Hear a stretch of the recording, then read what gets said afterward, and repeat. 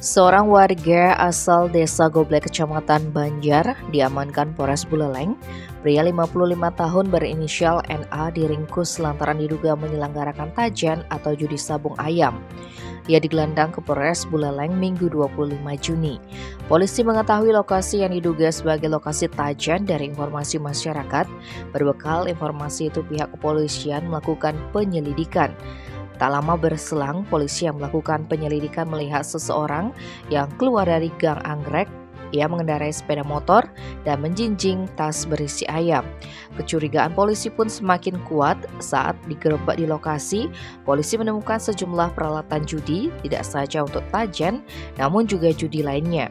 Polisi mendapatkan 20 bilah taji, 3 buah benang warna merah, 1 buah sangkar ayam atau kurungan, 4 ekor ayam, dan uang tunai hasil parkir kendaraan sebesar Rp24.000. Sementara barang-barang judi lainnya yang diamankan polisi berupa 1 lembar perlak berisi gambar, 6 buah dadu bergambar, dan uang tunai sebesar Rp79.000. Barang bukti itu lalu disita dari judi dadu atau momongan. Saat ini, NA yang diduga sebagai penyelenggara masih dimintai keterangan di Polres Buleleng.